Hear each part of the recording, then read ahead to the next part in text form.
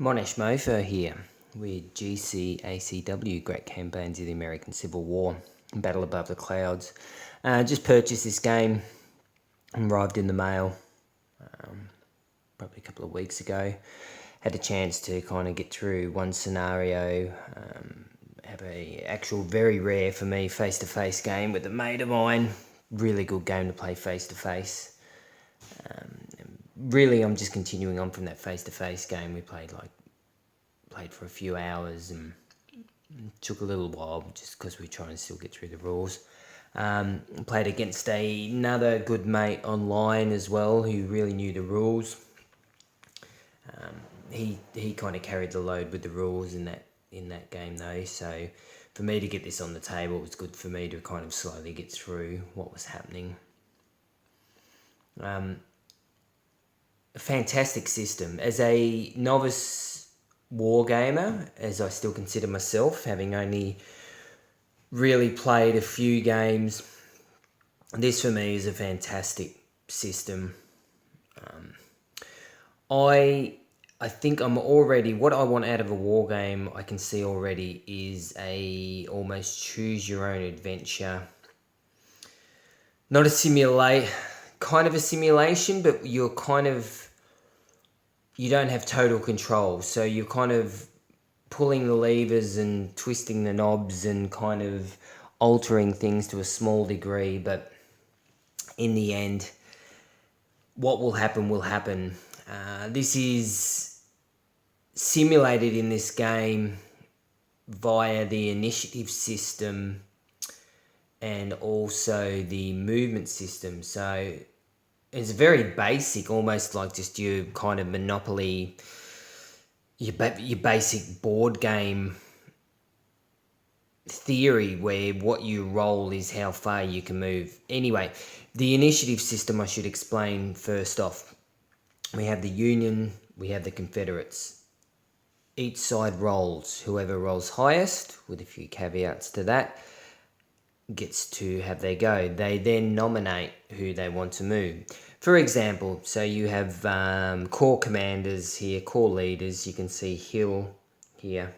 You can see that little red band across there. So all the guys with red bands across their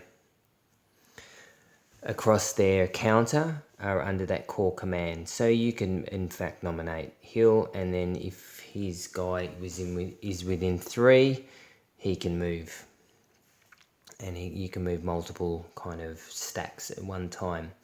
So then you need to decide how far they can move. You roll again.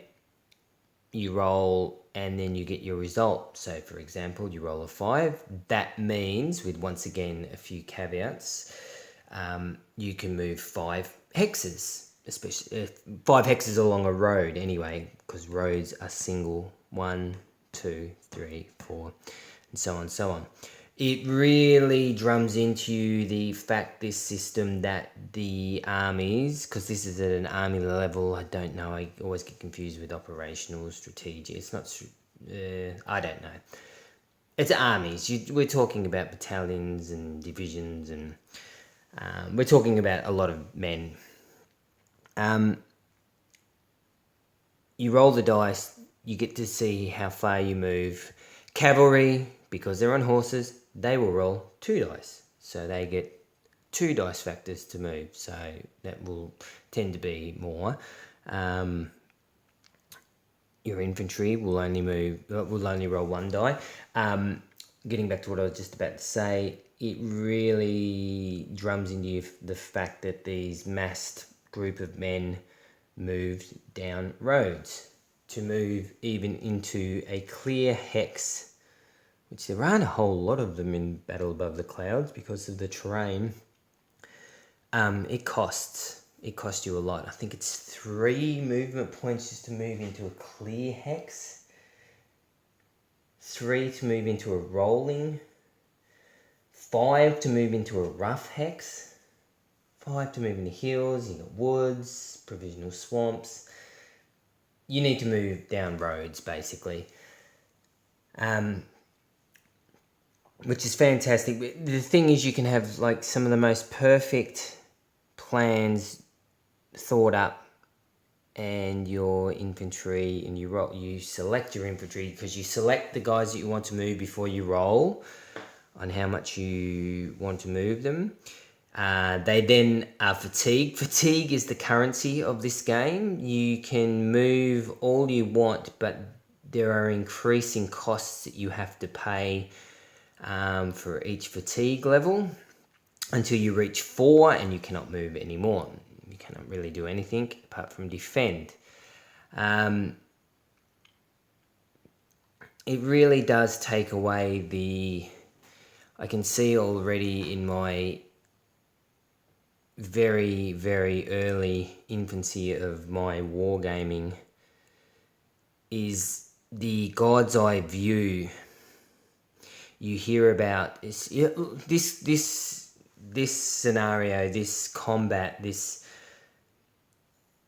time in history I've been reading up about and listening to the history of that, and these guys had no idea. They were sneaking people around these mountains, and you had guys that Bragg didn't know where Rosencrantz was sneaking guys across the Tennessee River. Here, you know that. You can see the markers are on the map. Now, if you play the campaign game face-to-face, there are force markers, and there are kind of things that you can play with. I haven't really burrowed deep into that, but that would be awesome. Just to have that little bit more of a fog of war happening. Here, though, you know what's happening, so you can kind of react, but like I said, that control is taken away via the die. With movement, with initiative, you can get a good run where you get 3, 4, 5, 6 initiatives in a row as the Union, for example, and you're moving your guys all around. Having said that, it's not always ideal, because you reach a stage where your guys are kind of getting up there in fatigue.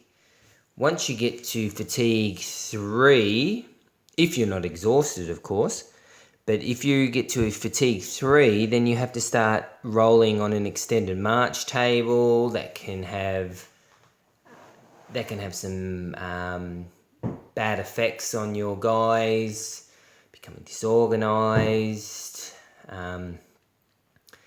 So in that case, you can pass over to the other player. You can actually decide that you don't want to move even if you win. Maybe you want to see what the other team is going to be doing, and you want to react.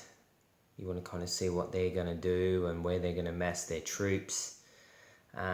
This is the beauty of it, both this is why it works so beautifully as a 1-player or a 2-player game. As always, the 2-player game is preferable. But I must admit, I'm having an absolute ball even just playing this solo. It's fantastic.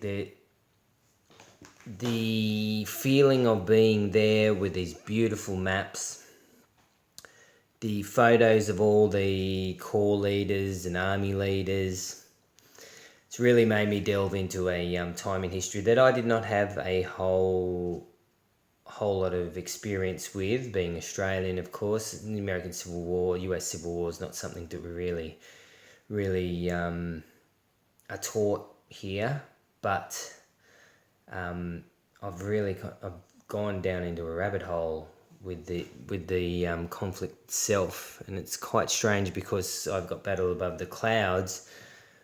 This kind of area of the Civil War is what I've got into first, as opposed to kind of Gettysburg and Vicksburg and all those kind of like places. This area is kind of fascinating to me already, just because of the terrain and what they had to work with. There's some awesome chrome that you've got when it comes to the relationship that Bragg had with his commanders. You can get some insubordination. You can see Hill. I don't know how well this is going to work. Just pick up Hill's counter here and just do that and do that. you can't really see there, but his name there is in red. Basically to signify that he's more susceptible to insubordination and comes with certain modifiers. Yeah, so that's it basically. I just wanted to kind of get my thoughts down about the game. In this scenario here, actually, we're just heading into day 3. Chickamauga and the Union are in shit. You can see here, I've got kind of like some VPs. It's a little bit hard, I might pick up the camera. Take you guys on the battlefield. These guys here are just pushed in nicely. They've all kind of gone across the river here. I probably made a mistake with the Union guys here. Thomas's corps I left here along this creek here, trying to set up the perfect flanking manoeuvre against Breckenridge here, but down south here there's nothing really to defend. All the VPs are up north here. You can see how do you pronounce it? See, I don't even really know how to pronounce some of these names. It probably come very naturally. There it goes. Chattanooga here is taken. You've got Rossville's taken. All the kind of big VPs have already gone. I think that the Confederates are still only at a marginal victory because the Union have taken a few, have managed to kill a few Confederate guys. There was an army that kind of, Polk's army actually early on tried to make a dash across this creek here and got absolutely slaughtered. You got Bragg, pretty sure, Hood is there. Longstreet just come on the board here with his +1 modifier to all attacks. There's another VP there as well, Jay's Mill. But you can see that you just have to look at the map. All the VPs are up here, and you can see there are a lot of Bray counters up there, and all the blue ones are down here, apart from kind of Granger and Crittenden. So that's my thoughts anyway on Battle Above the Clouds. Not really a lot of great insight, it's just a bit more of a stream of consciousness there, just to kind of get a few things off my chest in terms of the game, just wanting to gush a little bit.